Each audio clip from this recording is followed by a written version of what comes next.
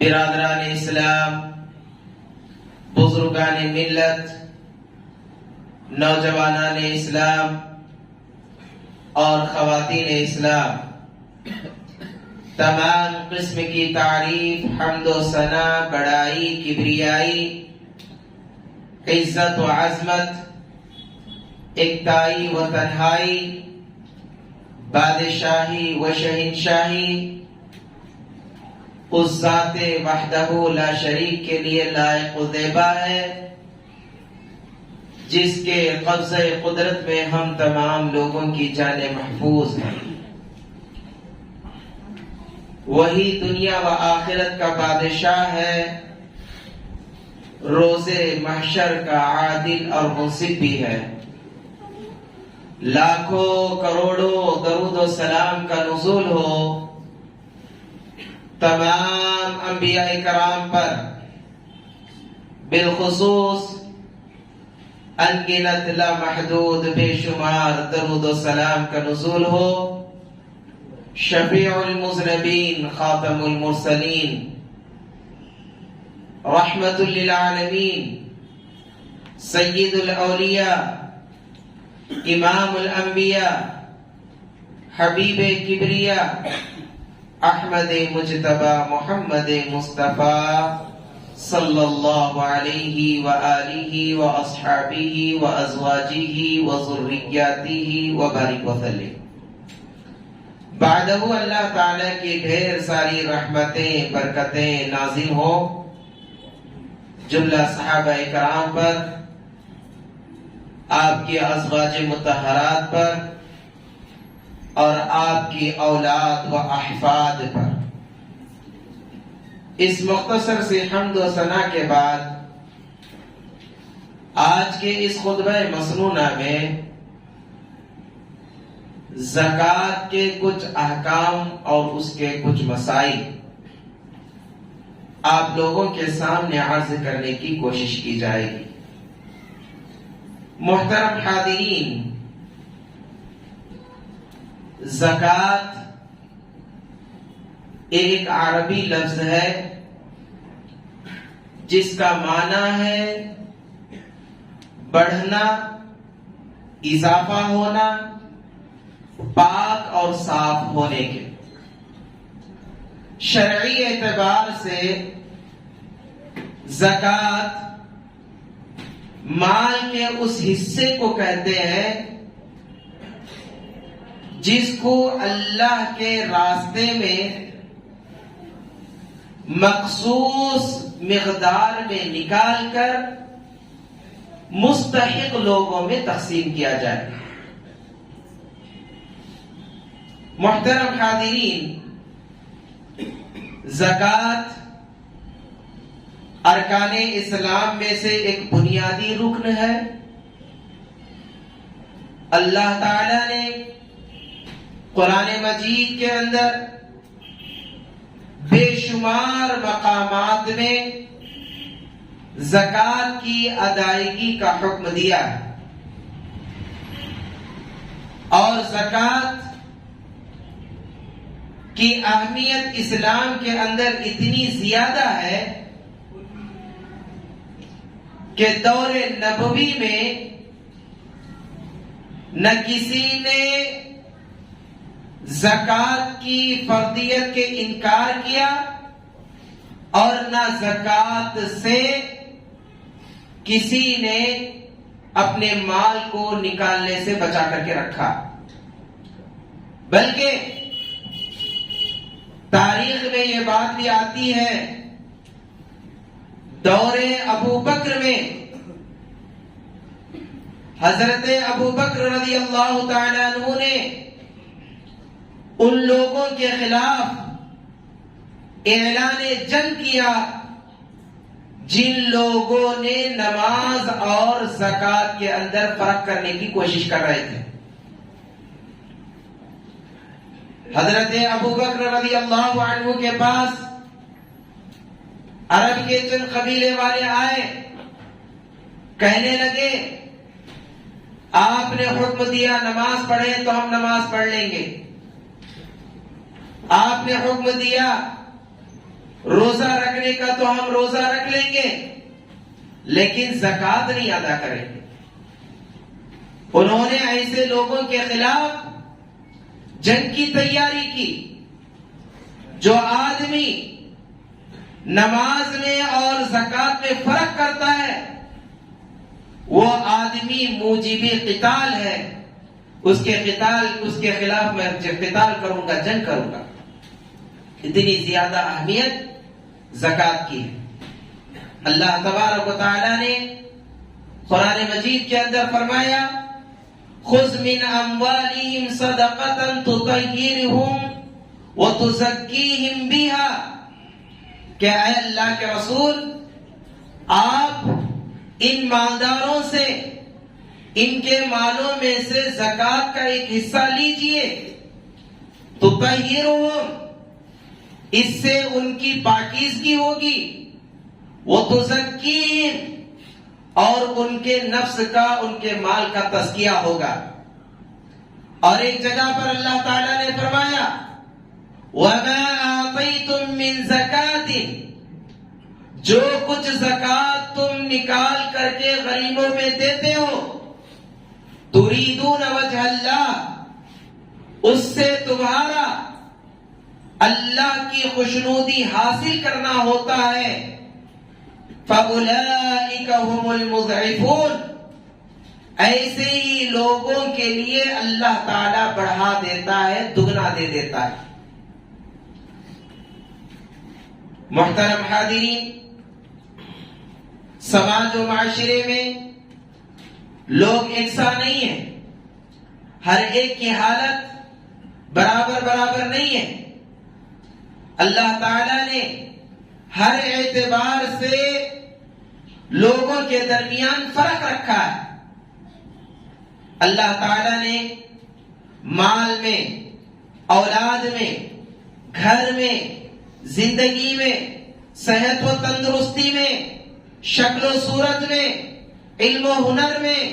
نوکری میں، مزدوری میں، اللہ تعالیٰ نے ہر ایک کو برابر نے رکھا۔ اس کی بھی اللہ تعالیٰ نے بہت ساری حکمتیں پنہا رکھی ہیں، مگر جس کسی کو اللہ تعالیٰ نے کسی کے مقابلے میں کوئی نعمت بڑھ کر کے عطا کی ہے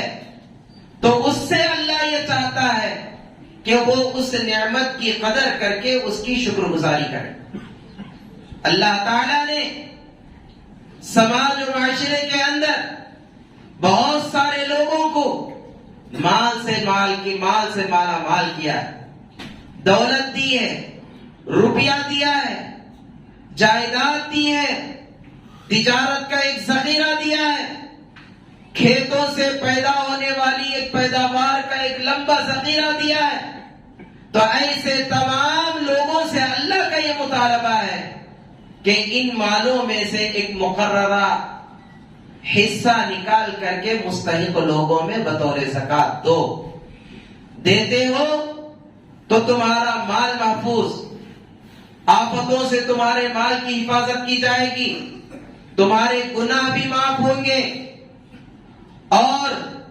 تمہارے نفس سے اللہ تعالی بخیلی اور کنجوسی کو بھی دور کرے گا۔ معاشرے کے اندر غریبوں سے ہمدردی کا ایک ذریعہ پیدا ہوگا، اور فقراء اور مساکین کی مدد اس مال کے ذریعے سے ہوگی۔ محترم حاضرین، زکوٰۃ کی فرضیت کے تعلق سے اتنی بات کافی ہے کہ اللہ نے اور رسول اللہ صلی اللہ علیہ وسلم نے دونوں نے اس کی اہمیت اور اس کی فرضیت کے تعلق سے بے شمار حدیثیں اور بے شمار آیتیں بیان فرمائی۔ اگر کوئی مسلمان زکوٰۃ کا انکار کرتا ہے تو وہ دائرے اسلام سے خارج ہو جاتا ہے۔ جس طرح نماز نہیں پڑھنے والا، نماز چھوڑ دینے والا، تو وہ انسان دائرے اسلام سے خارج ہو جاتا ہے، ایسے ہی زکوٰۃ نہ دینے والا دائرے اسلام سے خارج ہو جائے گا، مرتد ہو جائے گا۔ اور اگر کوئی انسان زکات کی فرضیت کو مانتا ہے لیکن ادا نہیں کرتا تو اس کے لیے دو نقصانات ہیں. دنیا کے اعتبار سے بھی اللہ اس کو نقصان پہنچائے گا اور آخرت میں اسی مال کے ذریعے سے اس کو عذاب دیا جائے گا. لہذا ضروری ہے کہ ہم میں سے جو بھی صاحب مال ہیں، صاحب ثروت ہیں، دولت والے ہیں، ان کے لیے ضروری ہے کہ وہ اپنے مالوں کا حساب لگائیں اور باقاعدہ غریبوں کا اور مسکینوں کا حق اس میں سے نکالنے کی کوشش کریں. زکات کن لوگوں کے اوپر واجب ہے، کن لوگوں کے اوپر ضروری ہے، اس کی بھی شریعت نے وضاحت کی ہے. ہر ایسا مسلمان جو صاحب نصاب ہو. اب صاحب نصاب کا مطلب کیا ہے؟ مطلب یہ ہے کہ شریعت نے ایک مقرر مقدار تک پہنچنے کو صاحب نصاب کہا. شریعت نے یہ بیان کیا ہے کہ جس کسی کے پاس 20 دینار سونا ہو اور 200 درہم چاندی ہو تو وہ صاحب نصاب ہو گیا. اب آج کل کے معاشرے کے سوسائٹی کے حساب سے دینار اور درہم کی کیا مقدار ہوگی؟ علماء نے اس پر تحقیق کر کے اور باقاعدہ اس کی ایک میزان بنائی ہے. کہتے ہیں کہ سونا 20 دینار کے برابر ہونے کا مطلب یہ ہے کہ آج کل کے زمانے کے حساب سے 80 پر 5 گرام سونا کسی کے پاس ہے اور 200 درہم چاندی کسی کے پاس، یعنی 590 پر 5 گرام چاندی کی مقدار میں کسی کے پاس چاندی موجود ہے تو وہ صاحب نصاب بن گیا. اس کے اوپر زکات فرض ہو گئی. اس کو چاہیے کہ وہ اس میں سے ایک مقرر کردہ حصہ ہے 2.5% کا حصہ، یا جس کو دوسرے طریقے سے 40واں حصہ بھی کہا جا سکتا ہے، اتنا حصہ نکال کر کے غریبوں میں تقسیم کیا جائے. محترم حاضرین، یہ زکات کے تعلق سے چند بنیادی باتیں، سونا اور چاندی کی یہ زکات کے بارے میں باتیں ہیں. اس کے علاوہ بہت ساری چیزیں ایسی ہیں جن کے اوپر زکات واجب اور فرض ہے. جیسے مثال کے طور پر اگر کسی کے پاس اونٹ ہے اس پر بھی زکات ہے، گائے کی مقدار ہے تو اس پر بھی زکات ہے، بکری ہے اس پر بھی زکات ہے. حتیٰ کہ اگر کسی کے پاس کھیتی باڑی کا کام کرتا ہے، کھیت سے پیداوار ہوتی ہے اور کھیتی کے اندر سال میں 3 فصلیں یا 2 فصلیں ہوتی ہیں تو 2 مرتبہ 3 مرتبہ جب اس کی فصل کی کٹوتی ہوگی اس وقت تک اس کو اس میں سے زکات نکالنا پڑے گا. یہاں تک شریعت نے مقرر کیا ہے. تو بہرحال سونا یا چاندی آدمی کے پاس زیورات کی شکل میں ہو یا بسکٹ کی شکل میں ہو یا ڈھیلوں کی شکل میں ہو یا پھر کسی بھی شکل میں کیوں نہ ہو، بہرحال اس کی زکات نکالنا ضروری ہے. عام طور پر مردوں کے پاس سونا اور چاندی نہیں ہوتا، لیکن عورتوں کے پاس سونے اور چاندی کی مقدار زیادہ ہوتی ہے اور وہی اس کو استعمال بھی کرتی ہیں. تو ان کے لیے ضروری ہے کہ عورت اپنے زیورات کی اصل مالک ہونے کی وجہ سے وہی اس میں سے زکات نکالے گی. اور اگر اس کا شوہر یا اس کا کوئی قریبی رشتہ دار یا اس کا بھائی یا اس کا باپ یا اس کا کوئی اس طرح کا قریبی رشتہ دار اس کے مال کی زکات ادا کرتا ہے تو اس کے مال کی زکات ادا ہو جائے گی. لیکن اصل ذمہ دار، عام طور پر لوگوں کا یہ سوال ہوتا ہے، لوگ یہ پوچھتے ہیں کہ ہمارے گھر میں 8 تولے 8.5 تولے 10 تولے 20 تولے سننا ہے، اب اس کی زکات کس کو نکالنا چاہیے؟ تو ہم ان سے ایک ہی بات کہتے ہیں، ایک ہی بات ہم ان سے پوچھتے ہیں کہ ان زیورات کا مالک کون ہے؟ اگر آپ ہیں تو آپ نکالیے، یا آپ کی بیوی ہے تو آپ کی بیوی پر اس کی مال کی زکات نکالنی ضروری ہے۔ تو محترم حاضرین، اب اگر عورت وہ مال پہنتی ہے، عورت وہ زیورات استعمال کرتی ہے، تو اسی کے اوپر زکات واجب ہوگی۔ اب اگر اس کا شوہر نکالتا ہے تو اس کی طرف سے زکات کی ادائیگی ہو جائے گی۔ اور زکات کے تعلق سے ایک مسئلہ یہ بھی آتا ہے کہ بہت سارے والدین سرپرست آ کر کے یہ بھی سوال کرتے ہیں، ہم نے کچھ زیورات بچی کی شادی کے لیے جمع کیے ہیں،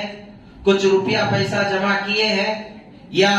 گھر بنانے کے لیے ہمارے پاس اتنے لاکھ روپے کی رقم موجود ہے، تو کیا اس پر بھی ہم کو زکات نکالنی ہے؟ تو باقاعدہ اس پر بھی آپ کو زکات نکالنا ہے، جبکہ آپ سونا 8.5 تولے 80 پر 5 گرام کی مقدار تک آپ کا وہ جمع کیا ہوا زیور ہے آپ کے پاس، آپ کی بچی کی شادی کے لیے آپ نے رکھا ہے، تو آپ کو اس کی زکات نکالنی پڑے گی۔ روپیہ پیسہ بھی ہے تو بھی آپ کو اس پر زکات نکالنی پڑے گی۔ اسی طرح گھر تعمیر کرنے کے لیے آپ نے بینک میں 4 لاکھ 4 لاکھ 5 لاکھ رکھے ہیں، تو اس میں بھی آپ کو زکات نکالنی پڑے گی۔ اور اس کے اندر ایک اور بات یہ بھی ہے کہ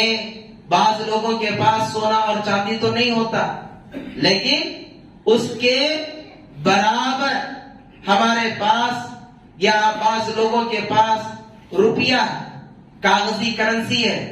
ڈالر کی شکل میں ہے یا ہندوستانی روپے کی شکل میں ہے، تو اس پر بھی ہم کو زکات نکالنی ہے، کیونکہ نبی صلی اللہ علیہ وسلم کے زمانے میں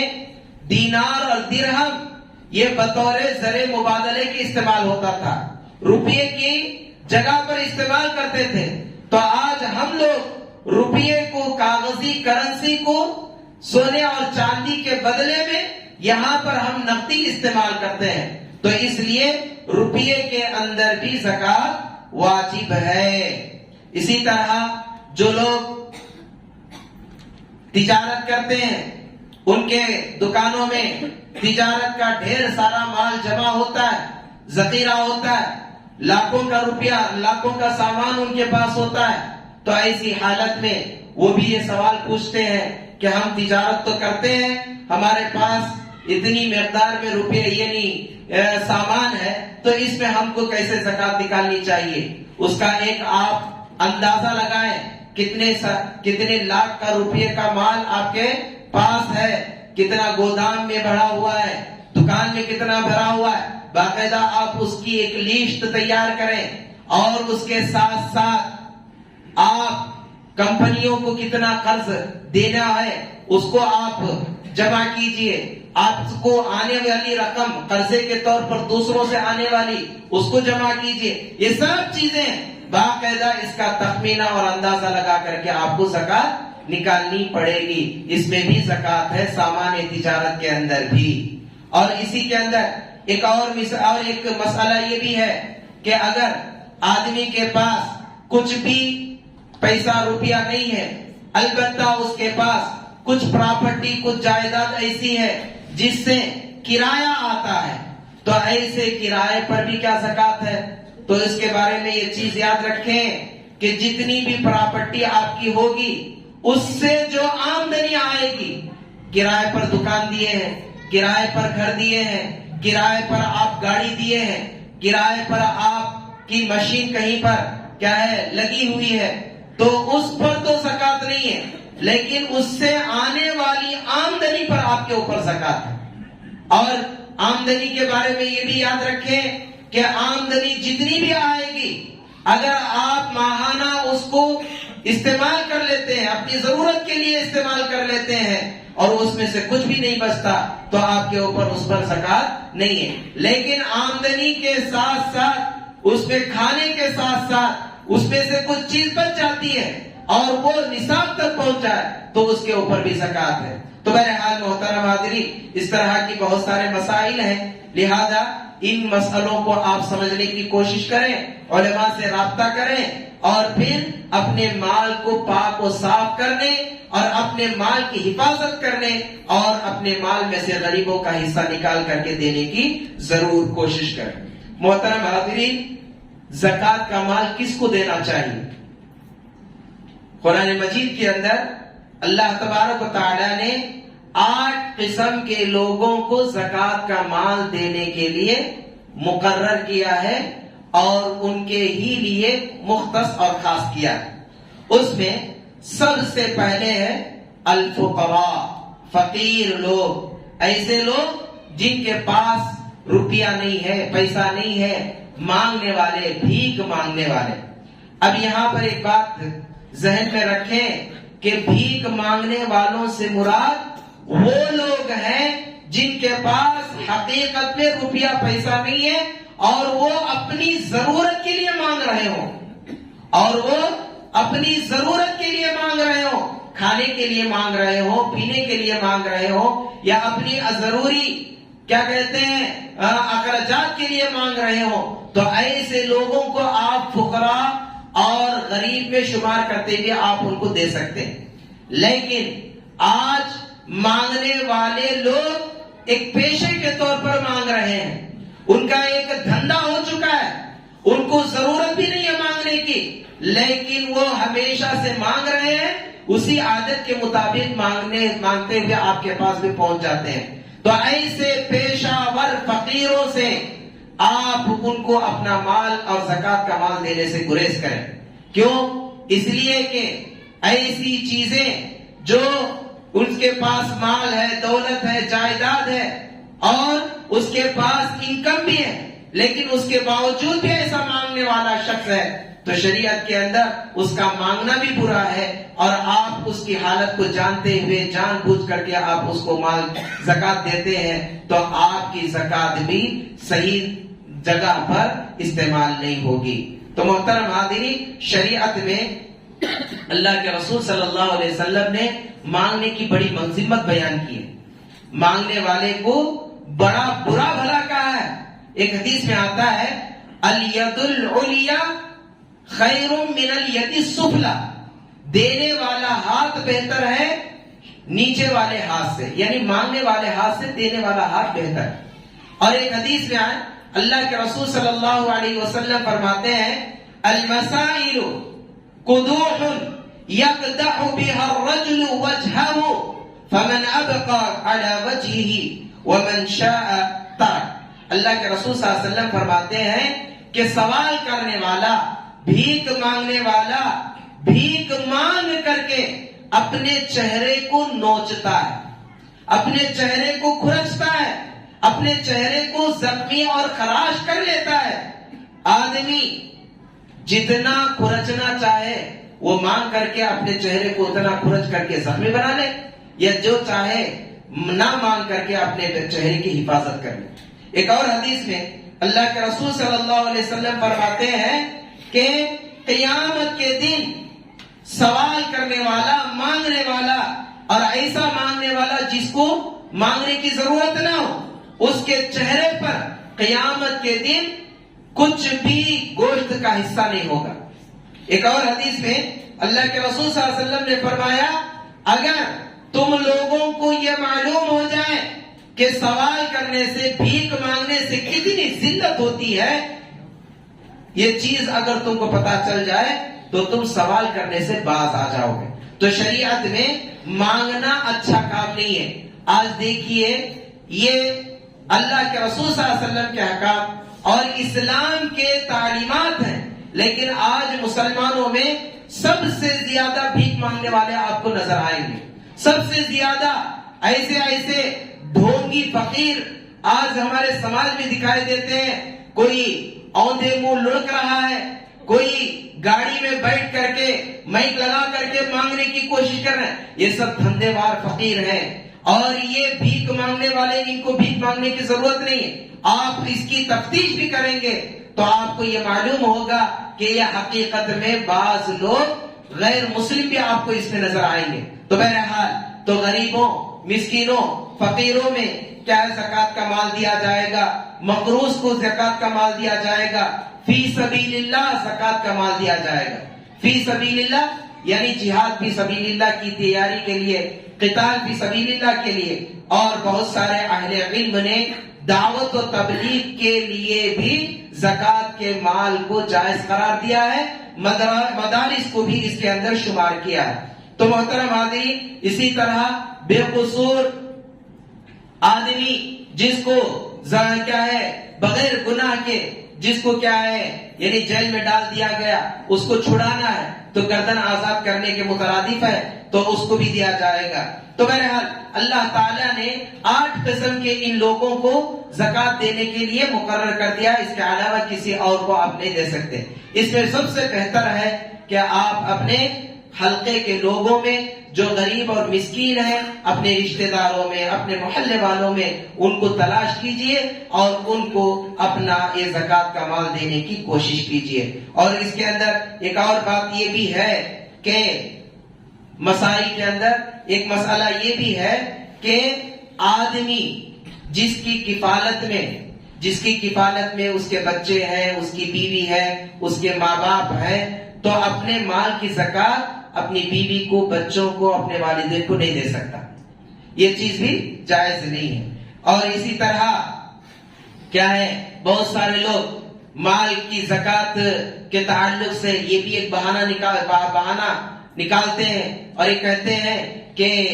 ہم اپنے مال کی ٹیکس ادا کرتے ہیں، پھر اس پر زکات ہم کو دینا بھاری ہو جاتا ہے، اس لیے اس میں سے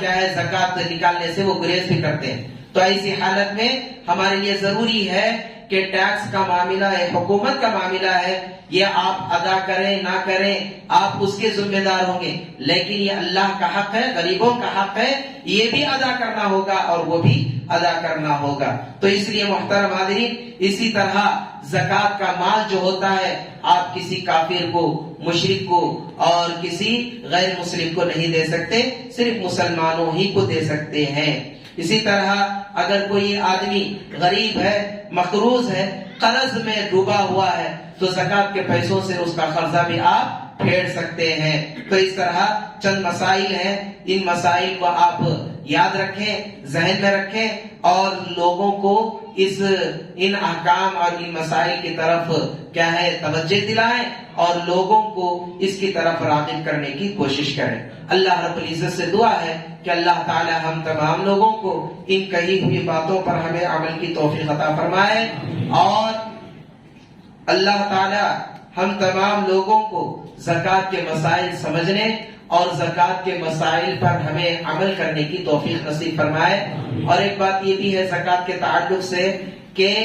زکات سال میں ایک مرتبہ ہے، زکات سال میں ایک مرتبہ ادا کی جائے گی۔ جیسے ہی مال کی زکات کے اوپر سال گزر جائے گا اس وقت آپ کو زکات نکالنا ہے۔ لیکن بہت سارے لوگ رمضان کا انتظار کرتے ہیں کہ رمضان آئے گا، رمضان میں دیں گے ثواب زیادہ پہنچے گا، ثواب زیادہ ملے گا۔ تو محترم حاضرین، ایسا سوچ کر کے مؤخر کرنا آپ کے لیے جائز نہیں ہے، یعنی ملتوی کر کے اس کو پوسٹ پون کر کے رمضان تک معلق رکھنا درست نہیں ہے۔ اگر آپ کے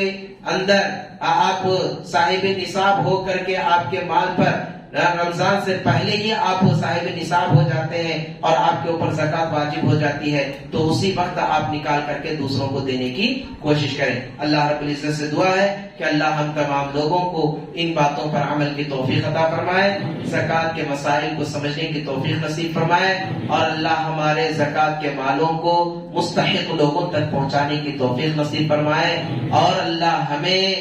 ہمارے مسکین اور غریب لوگوں کا رمضان کے مہینے میں خیال کرتے ہوئے ان کی مدد اور ان کا تعاون کرنے کی بھی اللہ ہمیں توفیق نصیب فرمائے۔ آمین وآخر دعوانا الحمدللہ رب العالمین۔ اقول قولی ھذا استغفر اللہ لی ولکم ولسائر المسلمین من کل ذنب واستغفروہ انہ هو الغفور الرحیم۔